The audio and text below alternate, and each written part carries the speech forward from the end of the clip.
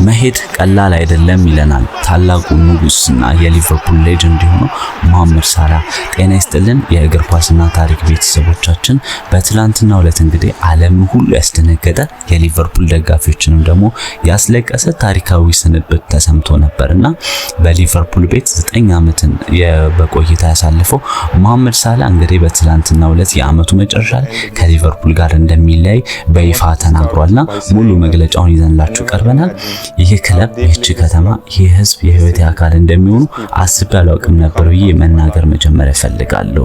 ሊቨርፑል እግር ኳስ ክለብ ብቻ አይደለም፣ ፍቅር፣ ታሪክ ነው፣ መንፈስ ነው። የዚህ ክለብ አካል ላልሆነ ለማንኛውም ሰው ለማስረዳት አልችልም። ስለ ስኬታማ ዓመቱም ድል አብረን አክብረናል። በጣም አስፈላጊ የሆኑትን ዋንጫዎችን አሸንፈናል።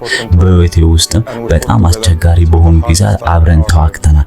በዘመኔ ሁሉ የዚህ ክለብ አካል እንደምሆን በተለይም የቀድሞ የቡድን አጋሮቼ በአሁኑም እንዲሁም ደጋፊዎችን ማመስገን እፈልጋለሁ።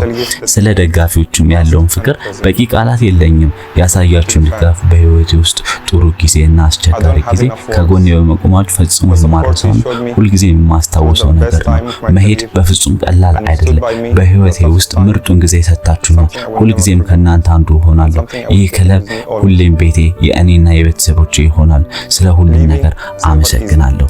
እንግዲህ በዚህ መልኩ ተሰናብቶናልና ከሊቨርፑልን 2017 ላይ ከሮማ ከተቀላቀለ በኋላ 435 ጨዋታዎችን አርግቶ 255 ጎሎችን አስቆጥሯልና 4 የፕሪሚየር ሊጉን የወርቅ ጫማዎችን አሸንፏል።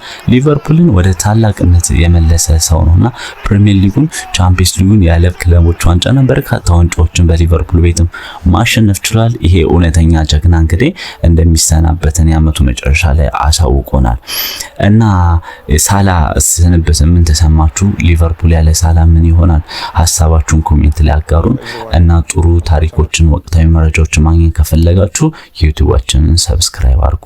እናመሰግናለን።